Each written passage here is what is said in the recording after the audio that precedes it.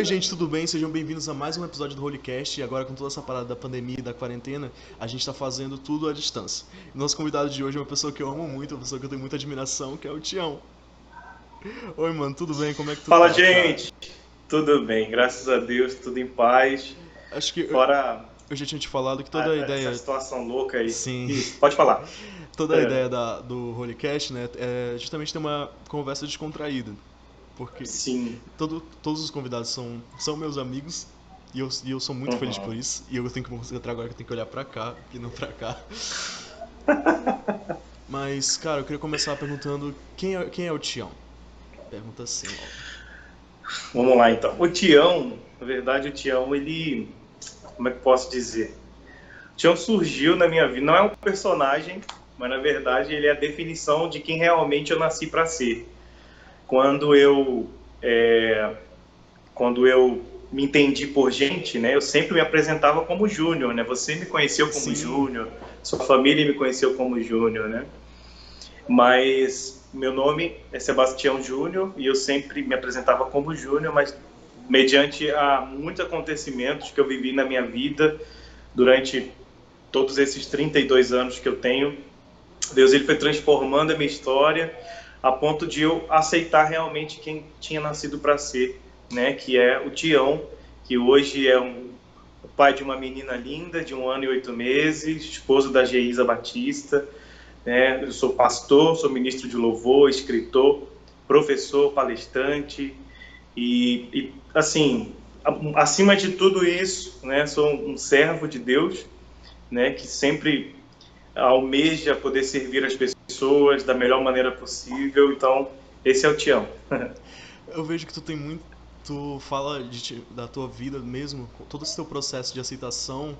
Como é que ele foi? Hoje tu se sente mais feliz por tudo isso que tu passou, todo esse processo de aceitação, do teu próprio nome, de todo o teu trajeto, tanto na tua carreira profissional quanto na tua vida com Deus? Sim, hoje com certeza eu me sinto muito realizado, né? Eu acredito que muitas pessoas elas tentam buscar as suas realizações pessoais ou profissionais, elas muitas vezes estão pautadas em coisas assim que têm prazo de validade, né? E nós que servimos a um Deus que é eterno, né? A gente tem procurado construir a nossa vida sempre com um olhar na eternidade. Então, o que eu tenho vivido hoje aqui, eu acredito que não se compara ao que eu vou viver, né, na eternidade, ao que nós vamos viver na eternidade, né? E eu aprendi a me contentar. Eu aprendi a me contentar a partir do ponto fundamental da vida de todo cristão, que é o simples fato de Deus nos ter amado de tal maneira, né? Então, se a gente pudesse concentrar mais no amor que Deus derramou por nós através de Jesus na cruz, eu acredito que a gente superaria os nossos conflitos, os nossos dilemas de maneira mais leve, né? Mas a grande questão é que quando nós estamos nessa terra, a nossa tendência é sempre procurar contentamento, a realização nas coisas que vão passar, nas coisas que são terrenas, né? Então, assim, eu considero que eu sou hoje um homem realizado, um homem feliz, né? Eu pude aceitar a minha identidade diante de tudo que eu experimentei, diante de tudo que eu vivi. Eu poderia não estar aqui, inclusive, talvez eu poderia estar morto ou talvez vivendo uma vida que não agradasse a Deus, né? Mas todo esse processo foi importante para mim, mesmo que muitos episódios eu sofri muito, eu chorei muito, mas eu louvo a Deus porque foi necessário para que tudo isso pudesse formar o homem que eu sou hoje. Então, eu entendo dessa forma. Cara, uma coisa que eu quero começar a perguntar pra todo mundo que vem aqui é como é que tu aceitou Jesus? Eu tinha 12 anos de idade quando aceitei Jesus. Isso foi no ano de 2000. O ano de 2000, janeiro de 2000.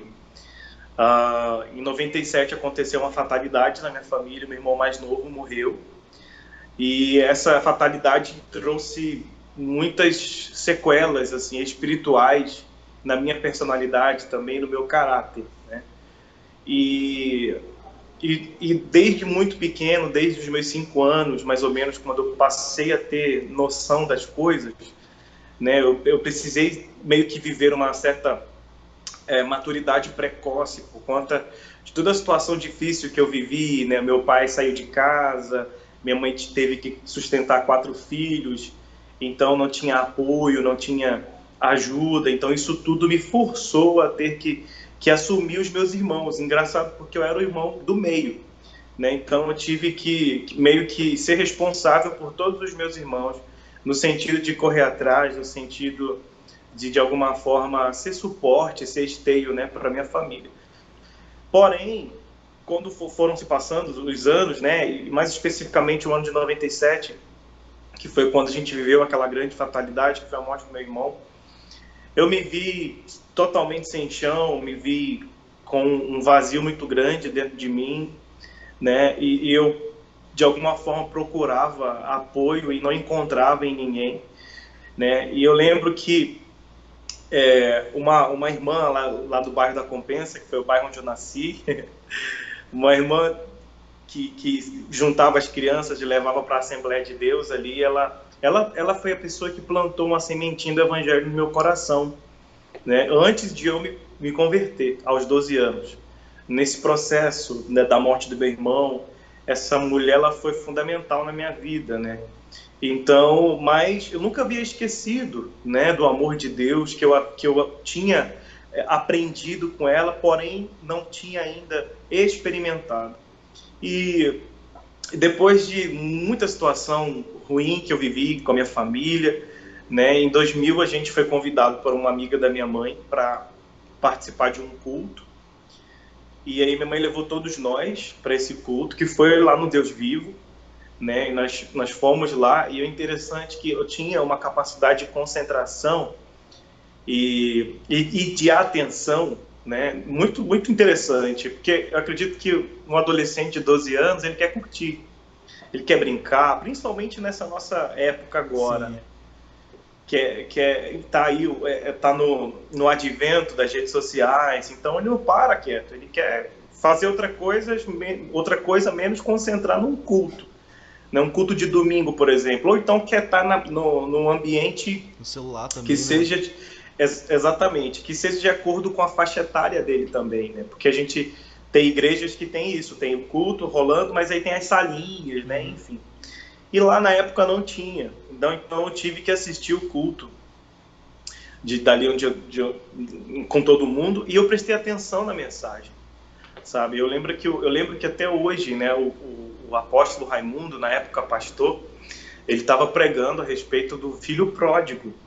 Nunca me esqueci essa pregação, sabe? E as palavras dele foram ganhando vida e foram vindo de encontro ao meu coração, né, no sentido do amor do pai por aquele filho, né? Mesmo o filho tendo pedido a herança e tendo saído de casa, e tendo curtido, gastado tudo que tinha, né, e voltou, e o pai mesmo assim, né, o amor do pai jamais havia sido mudado por aquele filho, mesmo ele tendo escolhido o pior caminho. E eu me concentrei no amor desse pai, no amor desse pai que deu vestes novas para aquele filho, que calçou um novo sapato nele, que colocou um anel nele, que fez uma festa, porque ele tinha voltado para casa. Eu me concentrei nesse pai amoroso, nesse pai, e eu falei, eu quero esse pai para mim, porque o meu pai biológico tinha me rejeitado, não me amava. Então, eu queria muito ter uma experiência com Deus Pai. E aí, quando o pastor fez o convite para quem quisesse aceitar Jesus, eu poderia muito bem ter ido aceitar Jesus, porque ele poderia me dar uma casa que eu não tinha, me dar dinheiro que eu não tinha, mas eu estava em busca de um amor que pudesse suprir aquele vazio, sabe? Que havia sido deixado pelas circunstâncias que eu acabei vivendo, provocadas pelo meu pai e provocadas também por outras situações. E foi quando eu fui para Cristo, né? Foi quando eu aceitei Jesus como meu Senhor e Salvador, e desde lá não me distanciei dele. Vivi altos e baixos, né? Todo cristão muitas vezes é levado a viver, né, essas circunstâncias, mas graças a Deus estou aqui, estou de pé, e é isso. É engraçado, né? Porque eu também cresci na igreja e teve uma época que eu me desviei, mas aquele sentimento, aquela semente que foi plantada, ela nunca morre. Ela sempre Isso, permanece lá. Aquela parada de ensinar a criança no caminho que ela deve andar, até quando ela for adulta, ela nunca mais vai isso, se desviar dele. E eu isso. vejo isso muito eu tenho muitos amigos hoje que não estão mais na igreja, mas eles cresceram e os valores, eles ficam. Mesmo que a pessoa não esteja Sim, mais na igreja, o valor fica. Aquele valor, aquele sim, pilar que ficou construído dentro da igreja de, de amor pelo próximo, de comunhão, de humildade, isso sempre permanece na pessoa. sim, Isso é muito lindo, verdade. é que o amor de Deus ele transcende todas as barreiras que tipo o dogma pode causar, toda barreira que tipo qualquer barreira social, ela toda barreira qualquer barreira que se levanta, o amor de Deus transcende isso. Verdade. Isso é uma coisa Isso. eu sou apaixonado por Deus por isso. Porque o amor Amém. dele tem um poder inacreditável de me conectar com pessoas que eu não conheço ou Isso. é, me ajudar na parte de ficar em comunhão com meus irmãos. Isso. Aí, acho que no episódio passado a gente estava falando um pouco sobre igreja, que começou faz um tempinho já. Agora está se tornando mais popular a onda de que pessoas não precisam ir para a igreja, que a igreja sou eu e eu não vou para a igreja. O que tu acha sobre isso? Eu falei, dei minha opinião no episódio passado, que eu acho que a igreja é muito necessária, tanto pela parte da comunhão, tanto quanto porque é a casa de Deus. E, tipo, eu tenho muito essa necessidade de, tipo, eu tô saindo da minha casa pra ir pra casa de Deus. Essa casa dele, eu quero adorar ele na casa dele. O que tu pensa sobre essa nova onda agora? Olha, o apóstolo Paulo ele foi muito enfático, né, quando ele falou a respeito do congregar, né? Ele disse isso trazendo orientações para os irmãos. Eu não lembro ao certo qual foi a carta que ele, mas ele fala sobre a importância do congregar, sobre a importância de estar em comunhão, né, na comunhão dos santos. A Bíblia, quando ela fala de assembleia, ela fala de reunião dos santos, ela fala dessa comunhão que é importante, né? E a igreja, ela é o corpo de Cristo, sabe? A igreja é o corpo de Cristo. Então, para que Cristo de fato possa, de alguma forma, ser conhecido, é necessário que o corpo ele, né? Então, eu acredito que esse pensamento de que hoje em dia eu não que eu posso buscar a gente respeita, né, a decisão e a escolha de cada um, mas eu acredito que essa é uma decisão incorreta, é uma decisão pela metade. É uma decisão que não consegue alimentar essa pessoa de maneira plena, sabe? E tem um outro aspecto também, né? Jesus, ele disse assim, ele disse que onde estiverem dois ou mais reunidos em meu nome, ali eu estarei presente. Uma pessoa que muitas vezes, e quando ele afirma isso, ele não está aí simplesmente para estar presente para fazer companhia, muito pelo contrário, vai muito mais além disso. Jesus, ele disse que estaria presente, mas também ele colocaria à disposição aquilo que ele é capaz de fazer quando há essa reunião santa, essa reunião, né, dos filhos de Deus, né, do corpo dele. Eu acredito que é importante que a gente esteja congregando, sabe, com outras pessoas, porque uma brasa longe do braseiro ela se apaga, sabe? E o contato com as pessoas ele é importante. A gente está vivendo um tempo diferente, onde o contato, infelizmente, não tem como ter, né? Mas dentro de todas as restrições que a gente recebeu como orientação da OMS, enfim, né? Eu acredito que mesmo assim, se a gente tem a oportunidade de ir para a igreja, de ouvir a palavra pregada, é interessante você falar isso, porque tem uma colocação que um pastor querido que eu amo muito, que eu considero meu eterno pastor, que é o pastor Márcio Valadão. A Rede Super é uma televisão, né? Eles têm muitos anos que eles é, atuam nessa área de comunicação, e a Lagoinha, há muitos anos, ela tem transmissão dos cultos, né? Tem canal de televisão e de YouTube, enfim. Então, os cultos eles sempre são transmitidos, e o pastor Márcio sempre dizia uma coisa. Ele falava assim, ó, você que está em casa assistindo esse culto, se o que levou você a ficar em casa para assistir esse culto for um motivo louvável, ok. Mas se você não tem motivo algum para assistir o culto de casa, venha aqui para a igreja, venha para a comunhão, venha estar junto. Aí ele usava ele usava a seguinte metáfora, ele falava assim, por exemplo, você sabe quando aquele objeto que vende frango assado, que o pessoal chama de frango como é que churrasco de televisão, que fica o frango rodando assim, o troço fechado, é churrasco. Aí o que acontece? Ele falou assim, se você assiste um programa de televisão culto, como um cachorro que fica olhando para aquele frango rodando e não pode comer daquele frango, saborear daquele frango, é inútil, sabe? Muitas vezes você não consegue ter a mesma sensação estando em casa do que estando na comunhão com os santos, sabe? Então, eu acredito que cada caso é um caso, eu não vou de forma alguma aqui generalizar. Tem pessoas que, de fato, principalmente agora, precisam mesmo ficar em casa, e que bom que a gente tem um recurso do online para que essas pessoas possam assistir, né? Mas eu não creio de verdade numa edificação plena de quem escolheu não congregar mais, de quem escolheu viver a sua vida independente daquilo que a Bíblia nos orienta para vivermos. A gente não pode viver a Bíblia pela metade. Ele nos chama para vivermos o Evangelho de forma integral, né? Então, lá em Salmos, por exemplo, né, a Bíblia fala sobre que quão bom e quão suável é que os irmãos vivam em comunhão, né? E a palavra vai narrando, né, a ordem do óleo que é derramado sobre a cabeça e vai escorrendo. E aí tem um versículo que eu acredito que é um versículo-chave, que é a consequência do se viver num ambiente dos santos, de se viver na congregação. A Bíblia fala que Deus, ele ordena bênção e vida para sempre, onde há unidade, sabe? Então, o Salmo inicia falando, ó, quão bom e quão suave é que os irmãos vivam em comunhão. E eu tenho certeza que a Bíblia nos sugere também que a gente viva em comunhão, que a gente esteja com os irmãos, que a gente, de alguma forma, vá ao culto, que a gente vá à igreja, que a gente frequente a igreja. Eu acredito que essas pessoas que escolheram viver essa vida independente, elas são pessoas que são presas fáceis, sabe?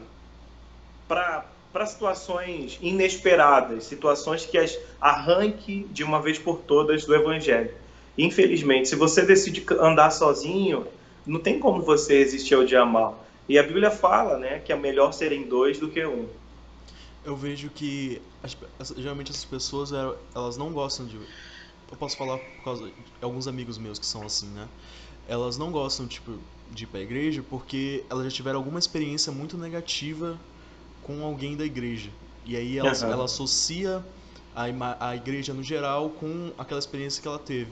Só que uma coisa que eu falei no último programa, que é uma coisa que meu pai sempre falou pra mim, que enquanto a gente for pra igreja e ficar olhando pra pessoas, a gente vai sempre se decepcionar. Porque o ser humano é falho. E sempre vai ter uma ação que ou nos chateia, ou nos machuca de alguma forma, mas a gente tem que lembrar que a gente tem que ir pra igreja não por causa das pessoas que estão lá, não por amizades nem nada, a gente tá indo por causa de Deus. Exatamente. A gente tá indo porque é lá que ele está. E é isso que me leva a ir pra lá. É exatamente isso mesmo. Eu fico real triste quando eu ouço alguém falando isso, mas é como aquela questão do filho pródigo. Eu sei que um dia essa pessoa há de retornar e ela vai ser recebida com festa, da mesma forma. Exatamente. A gente se decepciona com as pessoas, isso é fato, né? Mas eu acredito que a nossa reação diz mais a respeito de como nós nos encontramos do que propriamente aquilo que fizeram contra nós. Você entende, João? Se você, por exemplo, reage de uma forma totalmente rebelada, porque fizeram isso comigo, isso diz mais respeito a como você está internamente, ou como está o seu relacionamento com Deus, do que tão somente a pessoa que te feriu, que te magoou. Entende? Então, se você nasceu de verdade, a Bíblia fala que a gente precisa experimentar do novo nascimento. Se você nasceu de verdade, eu creio muito, sabe, que o teu objetivo principal em ir para a igreja, em congregar para a igreja, de forma alguma vai ser o homem, mas vai ser tão somente Deus. Você vai estar ali por causa dele, e por causa do amor dele, por causa da misericórdia dele, você vai estar ali. E se alguém fizer alguma coisa contra você, entende? Aí é o momento de você colocar em prática o evangelho e perdoar, sabe? E caminhar 2 milhas e esperar que a justiça de Deus se manifeste, não tua própria justiça. E aí eu me lembro de uma frase interessante também, que estava rodando muito, até nas redes sociais, algum tempo atrás, que é aquela seguinte: se você procura uma igreja perfeita, quando você chegar nela, você provavelmente vai perceber que a igreja perfeita vai se tornar imperfeita, porque a igreja é feita de gente, e gente não é perfeita. Entende? Então, enquanto eu estiver procurando a igreja perfeita, se eu chegar lá, acabou a perfeição, porque eu sou um ser humano imperfeito. Entende? Então, quando a gente trabalha a nossa cabeça a partir desse pressuposto, a gente para de perder tempo olhando para o homem, sabe? E foca mais na eternidade. Eu acho que a nossa geração, ela precisa focar mais na eternidade. Cara, eu queria mudar um pouco de assunto porque eu queria falar que acho eu já te falei isso, mas tu sempre foi uma inspiração pra mim desde Oh, meu quando, Deus. é sério, desde quando tu foi pro CTMDT e o meu pai trouxe o CD que você tinha lançado e eu fiquei, caraca, que da hora, e eu fiquei muito empolgado, foi uma das razões porque eu comecei a gostar tanto assim de canto. E agora tu tá com. E tu sempre foi lançando muito projeto e eu fui acompanhando e eu sempre fiquei, tipo, muito orgulhoso por ter te conhecido como pessoa, que tu é uma pessoa incrível, sério, de verdade. Obrigado. E. E tu tá com um projeto novo, que é a ECMA, que é uma coisa Isso. maravilhosa. Quando eu vi no teu Instagram, eu fiquei, assim, extasiado, porque me deu vontade muito já de me inscrever, só que tinha que esperar um pouco, eu não tinha lançado. Mas agora já lançou, então fala um pouco sobre o que é a ECMA. A ECMA é um sonho, né? Um sonho que eu passei a ter, né? Eu e Geisa, porque eu e Geisa a gente se conheceu no CTMDT, que foi o Centro de Treinamento Ministerial Diante do Trono. E lá no CTMDT a gente recebeu muito treinamento, né? Nessa área que nós atuamos hoje, que é a área do louvor, da adoração, do Ministério de Louvor. Então, todo mundo que vai fazer o CTM, na verdade, todo mundo, na grande maioria, com esse desejo de ir e de máximo de ferramenta para trazer para a sua cidade local, para a sua igreja, para poder oferecer para as pessoas que tiverem interesse ou para oferecer para o Ministério de Louvor das suas igrejas. Então, um dos meus grandes sonhos foi poder um dia, né, ter uma escola que pudesse ministros de adoração para ministros de louvor, assim como eu recebi. E quando nós fomos para Manaus, né, em 2019, 2018, a gente percebeu que as pessoas elas começaram a falar: gente, façam alguma coisa, que a gente não tem nada do tipo, a gente queria muito que tivesse uma escola que pudesse trazer ensinamentos nessa área de louvor, de adoração, de ministração de louvor e tudo e tal. E aí eu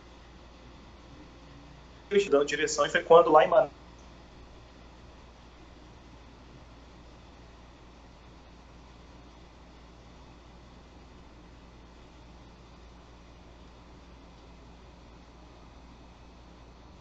E desde então a gente formou a primeira turma e aí nós começamos a sonhar com a escola online, da forma 100% online, enfim. E aí 2019 foi um ano difícil porque nós perdemos o meu sogro e aquela correria toda, e paralelo a isso eu já tinha começado a gravação das aulas. Eu tenho parceria com uma agência de publicidade aí de Manaus, chamada Terra Comunicações, e eles são os nossos grandes incentivados, né? E eles foram quem bombardearam o nosso coração com esse projeto, né? Então nós gravamos desde então. A ECMA, ela é a escola de capacitação para ministros de adoração, é para todos aqueles que querem ser capacitados, querem conhecer mais dessa área que é tão extensa, que é a área da equipe de louvor, né? Não sei como muitas igrejas elas se referem à banda, ao ministério de louvor, time de música, equipe de louvor, grupo de louvor. Mas eu abordo nesse curso, né? Eu falo sobre alguns aspectos práticos para a pessoa do ministro de louvor, daquele que vai dirigir a ministração de louvor. E eu falo também de aspectos importantes para aquele que lidera essa equipe, né, para aquele que precisa ser o referencial para essa equipe e vai responder diretamente ao pastor da igreja, né? Então, a gente aborda assuntos relacionados a caráter também. A gente aprende que o caráter ele precisa sempre vir em primeiro lugar. Muito antes de você ser uma pessoa hipertalentosa, você precisa ter um bom caráter, porque esse é um dos principais pré-requisitos para que Deus te use. Então, tem uma das frases que a gente usa muito na escola, inclusive, é que Deus ele promove caráter e não talento. E é importante também o ministro de louvor, o músico, o instrumentista ter essa mentalidade, ter essa consciência. E nós abordamos muito isso também, sobre a importância de você ser íntegro, inteiro, né, no seu serviço cristão, no seu serviço na igreja.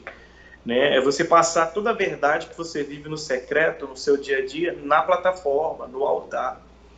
Então, e ali eu conto muitas experiências minhas, experiências que eu vivi. A gente fala também sobre adoração, louvor e adoração bíblica, fala sobre o significado da palavra adoração e louvor no original, e a gente abrange bastante na questão bíblica a respeito, né, de toda a experiência que a gente encontra na Bíblia referente à adoração. E também a gente fala sobre a prática da ministração de louvor, que eu acredito que hoje, para nós, inclusive para mim ainda, né, é um desafio. Quando a gente está ali no altar, como é que a gente se comporta? Como é que a gente pega o microfone? O que a gente vai falar? Sabe? Isso tudo é importante a gente pensar, isso tudo é importante a gente aperfeiçoar. Né? Eu lembro que antes eu tinha uma dificuldade muito grande de ministrar louvor com os olhos abertos. Até o dia que eu caí do altar. caí do altar. Despenquei, João Neto. E foi lá no Deus Vivo isso. Foi lá no Deus Vivo. Eu estava ministrando louvor e era até a música do Toque no Altar, era a música no Santo dos Santos, aí na ponte, é tua presença, e eu com o olho fechado, ministrando. Às vezes eu abri o olho, eu estava ministrando para a parede. Aí voltava para o pessoal, aí eu ministrando louvor, aí tua presença. Meu irmão, eu despenquei do altar. Meu Deus! Foi o microfone para um lado, o pessoal tentou correr para me socorrer, mas não conseguiram. E eu fiquei morrendo de vergonha, eu fiquei no chão, não sei se o paizão já estava na época, ainda estava lá na época, mas eu fiquei no chão um tempão, com dor no meu corpo, porque eu caí de barriga, sabe? Ai. E aí a igreja estava vivendo um momento assim, de adoração, sabe? Um ápice, assim, todo mundo entregue. E esse meu tombo, essa minha queda, assim, desconectou geral, sabe? O povo começou a rir. Aí o pastor subiu, pegou o microfone e falou assim, eu acho que ele não se atentou, mas ele falou assim, gente, vamos aplaudir o Senhor. Tipo assim, né? A leitura que se faz, vamos aplaudir a queda do Tião. Queda que foi maravilhosa. Tipo Nossa. Isso, né? E aí foi. Então, e isso é importante, a gente ouvir, né? O que a gente fala, Tião, entre uma música e outra? É necessário falar entre uma música e outra? É importante, né? Até que ponto o ministro de louvor tem a liberdade para falar alguma coisa durante a ministração de louvor? Ele precisa se lembrar que o pastor vai pregar. Então, se ele se estender muito na fala dele, isso pode cansar quem está ouvindo. A nossa cultura ocidental é muito diferente. Aqui a gente aguenta estourando 1 hora de culto. Se passar disso, começa a reclamar, começa a olhar no relógio, aquela coisa toda, né? Então, e isso tudo eu trago, né? Essa proposta toda eu trago para o curso. A gente vai ter muitas vantagens para quem for participar dessa primeira turma, né? Primeira vantagem vai ser que essa primeira turma vai ter o acesso vitalício ao curso, né? Então, para sempre, até Jesus voltar, você vai ter acesso às atualizações do curso também. A outra vantagem é que essa turma vai participar do grupo do Facebook, né? Vai ser um grupo fechado que eu vou ter lá para interação com a galera mesmo, interação. E também no Telegram a gente vai ter um canal, né, onde eu vou estar postando materiais exclusivos, né, também e vou dar uma espécie de mentoria também para ministros e para líderes, né? Uma outra vantagem que a gente preparou são 2 mini cursos né? Um mini curso vai ser com a Márcia Mazeto, que é empresária, é coach, palestrante, e ela vai dar um curso sobre organização de planejamento, né? E ela vai abordar essa questão da importância de você vai ser uma pessoa organizada e prezar pelo planejamento. E a Geisa também vai dar um curso de identidade visual, ela vai falar sobre redescobrindo a minha identidade visual. Por que acontece? Quando a gente está ali no altar, a gente está como se fosse uma vitrine, as pessoas vão olhar para nós. Então, a maneira como nós nos vestimos fala muito. Você sabe que a roupa que você veste fala primeiro do que você mesmo, quando você se apresenta. Então, por exemplo, se você olha uma pessoa mal vestida, isso vai destacar para você. Né? Ou se você percebe que tem uma mancha aqui, aquela mancha vai chamar mais a sua atenção do que propriamente aquilo que a pessoa vai falar. Né? Então, a maneira como você se veste, a maneira como você se apresenta para as pessoas. E Geisa, ela fala sobre a importância disso. Né? Então, esses são os bônus que essa primeira turma vai ter. A gente também vai enviar para todos os que se inscreverem, né, nessa turma um certificado impresso, né, de alta qualidade também. As próximas turmas o certificado vai ser virtual. Né? E um outro bônus assim, que eu achei muito bacana e que essa empresa, juntamente comigo, a gente fechou, a gente acordou, é de proporcionar a quem sempre teve o desejo de gravar, né? A gente vai proporcionar essa possibilidade, né? A gente vai estar oferecendo também a gravação de 3 singles, ou seja, esses singles eles vão ser para 3 pessoas dentre aos 100 primeiros inscritos na escola. Então a gente vai fazer uma audição e essas pessoas vão mandar os vídeos cantando, enfim. Então aí a gente vai estar dentro de todos os critérios de avaliação da audição, né? Essa pessoa também, os 3 escolhidos vão ter aí o direito de gravar uma música, né? Não sei se comigo, não sei se sozinho, isso a gente vai definir ainda, né? Mas essas são as vantagens e os bônus, né, da escola. Então, assim, são 4 módulos, eu estou muito animado, o conteúdo que eu trouxe é um conteúdo muito rico, eu tenho certeza que vai agregar muito conhecimento para a galera que participar. Tenho certeza disso. Cara, quando eu vi no teu Instagram, né, eu já botei meu e-mail lá, eu já, tipo, pra ser avisado quando liberar essas inscrições. Agora, quando a gente tá gravando, as inscrições já estão liberadas, né?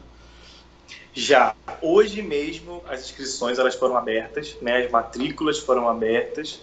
Tem um vídeo meu que é tipo um documentário sobre a minha vida.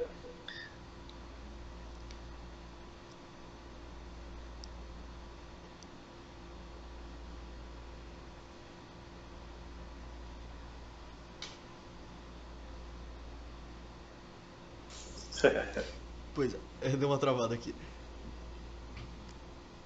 Vai cortar? Pera aí rapidinho que vai trocar a câmera aqui. Já? O problema foi aí ou foi aqui? Foi aqui, porque por causa da Tá. internet e tudo mais. Aí a gente vai só trocar a câmera Tá. aqui por causa da bateria. Beleza. Tranquilo. Mas cara, quando eu me inscrevi, aí sábado teve culto na igreja, eu falei, "Isso", porque aquele vídeo que tu lançou cantando Rise Up, né? Eu enviei Aham. acho que pro ministério. Aí depois eu falei, sabe,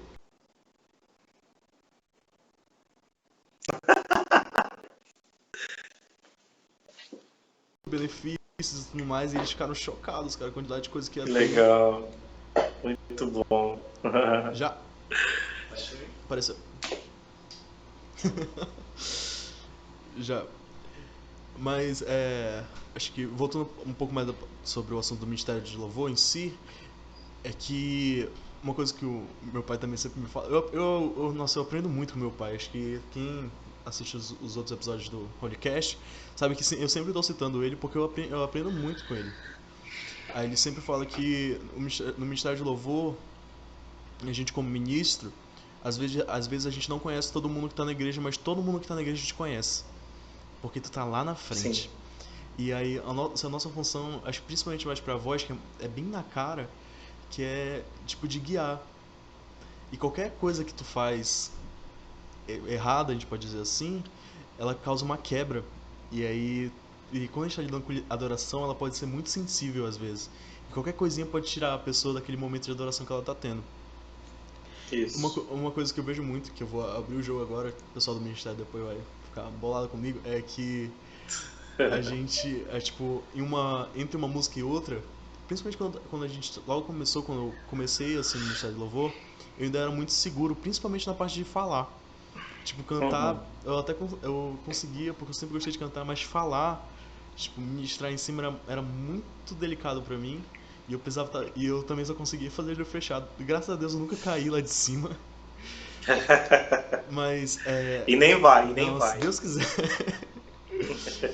Mas principalmente entre uma música e outra, tu vê, sempre tinha uns segundos, porque a gente usa, até hoje a gente usa clique, né? A gente usa o VS no Aham. ouvido. E aí tem um tempo Sim, entre o cara soltar e começar o clique e começar a música. Aí sempre tem uns 30 segundos que é tipo o ministério fazendo meio assim, e um silêncio, e a sim. igreja esperando assim, pois é, né, rapaz? Isso sempre, principalmente quando é gravado, eu fico, meu Deus, parece muito desconfortável. Aham. Porque quem tá com um clique no ouvido, quem tá ouvindo o metrônomo certinho, tá, beleza, sabe o que vai esperar, mas a igreja tá no silêncio, assim, olhando de um lado pro Sim. outro. E isso já é uma quebra de adoração. São coisas muito simples, às vezes, que a gente não dá atenção. É. Que da hora que tem esse curso, porque eu acho que a gente tem que começar a levar, principalmente o Ministério do Louvor, a gente tem que começar a levar a adoração mais a sério e estudar sobre isso. A Sim. gente procurar melhorar, tanto em questão técnica quanto em questão, tipo, prática mesmo sobre a adoração, sobre a ministração, justamente para não deixar mais a igreja na mão. Porque se nosso É trabalho é verdade. conduzir a gente tem que trabalhar para chegar à nossa excelência para que a igreja não sofra com isso. E Isso. isso vale para ministério de dança, isso vale para o pastor que está pregando, vale para todo mundo que tá sobe naquele altar. Porque quando a gente sobe Isso. lá, a gente assume o papel, tipo, de levita, de servo. Tipo, eu tô aqui para fazer o trabalho, eu tô aqui para servir a Deus. Essa é a missão que ele me incumbiu, esse é o meu chamado, e eu não vou fazer isso de qualquer jeito. Acho que uma coisa que falo muito com meus amigos, tipo, tanto de ministério quanto amigos de igreja em geral, é que falam, mano, não tem mais espaço pra gente ser ignorante. Acho que Isso aí. quem é ignorante não sabe disso, mas beleza, mas quando tu sabe que tu pode ir além e tu não vai, tipo, é preguiça, tu tá Uau. procrastinando a tua adoração, que é isso? A gente Uau. tem que melhorar, cara, a gente tem que ir além. Isso é uma coisa que eu levo muito a sério, porque eu vejo, não, eu quero ser o melhor que eu posso, porque é pra Deus. Eu faço isso com amor. E todo o trabalho que eu tenho pra isso, eu posso até chamar de sacrifício, mas se é pra Deus, eu faço com o maior sorriso no rosto, cara, porque é pra Show. Ele, entende? Isso E aí.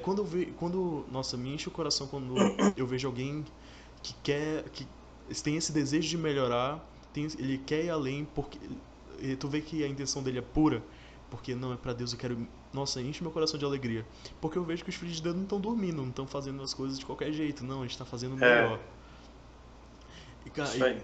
sempre que eu vejo uma escola, acho que uma aqui em Manaus, eu não lembro o nome, mas sempre que eu vejo tá abrindo, tá começando muito, tá, é tipo um boom de escola de adoração, não, de ministração. E, É. cara, que Deus abençoe esse projeto da ECMA e eu vou fazer minha inscrição. Amém. Show. Feliz em saber. Cara, um assunto, deixa eu ver quanto tempo tem de gravação aqui. Já tem 40 minutos. Eu queria um assunto bem aleatório agora. Eu vejo que tá fazendo muito vídeo no Instagram. Aham. É natural? Tu planeja isso? Tu fala, não, hoje eu vou fazer um vídeo no Instagram muito legal. Ou tu fala, não, eu quero fazer assim por diversão mesmo. Que são muito Os bons. vídeos. Quais vídeos? Os de Não, os engraçados? engraçados, os de bagunça. Ah, Acho que tem um, nossa, que eu ri muito, que era quando a irmã não estuda a letra, ou mesmo assim, alguma coisa assim. sim, Nossa, eu sim. ri demais. Na verdade, assim, eu sempre fui muito palhaço, né? Então, esses dias, eu tenho TikTok, Hum, né? E aí, lá no TikTok eu tenho algumas coisas engraçadas também, que eu, na época da febre, né, eu fazia e tal, bem na... Acho que o auge do TikTok foi bem no início da pandemia, a galera ficou muito em casa, então a galera fez muita coisa, né? E aí depois que surgiu o Reels, eu fiquei assim, caramba, como é que faz para fazer alguma coisa criativa no Reels e tal? Eu vejo uma galera fazendo algumas coisas assim e tal. Só que eu procurava alguns áudios no pesquisar do Reels e não encontrava, né? Eu descansei. Eu vi ter uma amiga minha que tá bombando no Instagram com esse lance de Reels. E aí eu perguntei para ela como é que ela fazia para colocar áudios diferentes. Ela, Tião, eu gravo tudo no InShot. Já ouviu falar no Sim, InShot? sim. Gravo tudo lá, Tião. Tudo lá e subo pro Reels. Falei, é mesmo? É. Ela falou, então você pode fazer o seguinte, você pode usar como é o nomezinho? Caraca, esqueci o nome dos troços que você põe na sua cara, os Ah, filtros. tá. Você pode usar os filtros do Instagram. Por exemplo, você vai gravar alguma coisa, você dubla, você usa o filtro do Instagram ali, aí você vai no InShot, aí você coloca as letras, as legendas e tal. Aí eu peguei a manha e eu fiz, né? Dá muito trabalho, mas o resultado é engraçado. Eu gosto de fazer assim também. Ultimamente eu não tenho tido muito tempo, porque precisa. Mas eu estou planejando alguns. Tem alguns assim que eu faço um scriptzinho. Falei, não, vou falar sobre isso, eu vou pensar nisso, tal, entendeu? Mas é assim. Eu acho muito bom. E é muito louco porque sempre quando eu falo. Acho que quando finalmente eu. Pera aí, calma, deixa eu formular na minha cabeça. Porque quando eu aceitei Jesus, eu tinha muito medo de falar abertamente sobre isso. Eu não gostava nem de postar no Instagram que eu tava indo pra igreja, porque eu tinha muito medo de ser julgado, porque tipo, a maioria dos meus amigos não era da igreja e tudo mais. Mas aí quando eu finalmente comecei a postar, eu fui, mas peraí, a minha essência continua a mesma. A minha essência continua a mesma e eu agora sou filho de Deus e eu tenho muito orgulho, e eu tenho a minha vergonha sumiu, finalmente, graças a Deus eu me livrei disso. Hoje eu tenho orgulho de falar que eu sou cristão, que eu sou filho de Deus. Mas é muito louco Show. que os meus amigos achavam que eu ia ficar muito chato. Muito chato. E aí eu viro Uhum. que a minha essência não mudou. Só porque eu sou cristão agora eu não preciso falar sério completamente o tempo todo. Eu posso brincar, eu posso falar normalmente, só que agora eu tenho o Espírito de Deus comigo. Isso é muito Uhum. louco. Tu teve algum caso assim, tipo, quando quando tu aceitou Jesus, tu sofreu, tipo, alguma represália das tuas amizades, algo assim? Não sofri, porque eu também não escondia quem eu era, né? A decisão que eu tomei foi tão radical que eu tinha a iniciativa de iniciar células na hora do recreio, né, nas escolas que eu estudei. Né? Então, e as pessoas, quando a gente tem também quando a gente tem a primeira aula, que é aquele momento de apresentação, eu sempre dizia, eu falei, olha, eu me chamo Sebastião, sou evangélico, tal, deixava meio que eles já sabendo, né, a respeito, né, e eu lembro que eu acho que foi o meu primeiro ano do ensino médio, eu fiz no Rio, em 2006. Eu vim para o Rio, não sei se você lembra, Acho que sim, mano. eu morava com vocês, na época eu morava com vocês, e aí depois eu conto essa parte para quem vai assistir. Né? Eu morei algum tempo Sim, com a sim. família do João Neto, e aí eu fui para o Rio em 2006, eu era adolescente, na época eu tinha 17 anos. Eu fui para lá, e aí lá por conta das situações que eu vivi na infância, né, eu não concluí 2 anos, né, de escolares. E aí eu fui cursar o primeiro ano do ensino médio no Rio, numa escola barra pesada. E assim, eu lembro que no primeiro dia eu falei, olha, eu me chamo Tião Batista, Sebastião Batista, eu sou evangélico. A única carioca, naturalmente, ele é zoador, ele zoa mesmo, não quer nem saber. Né? E aí eu lembro, aí o neguinho começou a me zoar pra caramba. Fala, índio, olha isso aqui, aquela coisa toda, né? Assim, tudo Padrão, padrão. dentro do talvez se fosse hoje, né, seria pior, né? Porque hoje em dia qualquer coisinha, enfim, aquele alarde todo, mas eu levei na esportiva até porque eu sempre fui muito convicto de quem eu sou. Eu não dou ouvido para rótulo, não, João Neto. Não dou ouvido para rótulo, e eu acho que essa é uma dica que eu dou para quem está assistindo a gente. Se você não é o que dizem que você é, relaxa, sabe? Não dê ouvido, não abra argumento, não queira argumentar com aquilo que te rotulam, com aquilo que falam que você não é. Se você não é isso, descansa, sabe? E aí, lá eles mexiam com todo mundo, sabe? Mas comigo eles respeitavam, sabe? E eu lembro que eu comecei, sempre quando você canto quem é evangélico, que se juntando, e a gente fazia uma célula nos intervalos e começou a vir muita gente, sabe? Era muito bacana. Então, desde sempre, eu em Manaus em 2019, eu cursei um período de psicologia na Uninorte. E a nossa turma eram de 40 alunos e somente eu e mais 5 eram evangélicos. E todo mundo sabia que eu era evangélico ali, principalmente diante de uma situação, uma das nossas amigas, o pai dela tinha sofrido um ataque por bandidos, ele foi assaltado, entraram no comércio dele, esfaquearam o pai dela, ele estava entre a vida e a morte no 28 de agosto. E aí avisaram um grupo, né? Ela falou, gente, foi ela que avisou, gente, eu não vou na aula hoje, meu pai está muito mal, por favor, se vocês puderem, nos ajudem, orando, rezando, mandando energia positiva. E eu levantei, eu falei assim, gente, eu não sei você, eu sirvo a um Deus que é poderoso e eu gostaria muito de orar pelo pai da fulana. Quem está comigo aqui poderia levantar da sua cadeira para a gente orar por ele?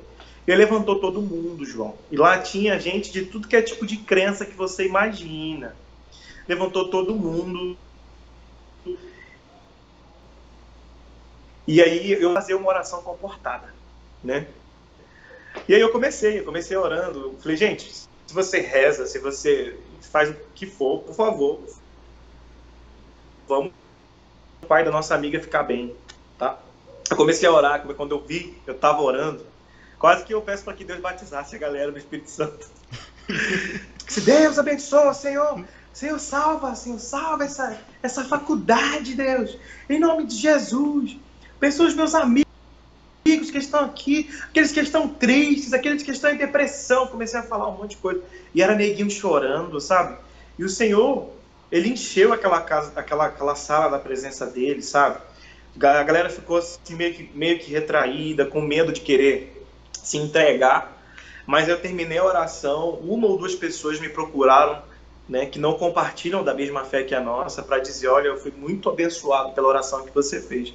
Então, assim, eu nunca escondi quem eu sou e também eu decidi não dar ouvidos para rótulos, sabe? E se tem uma coisa que é muito natural minha, João, é que eu sempre sou o que tem iniciativa para falar com alguém, sabe?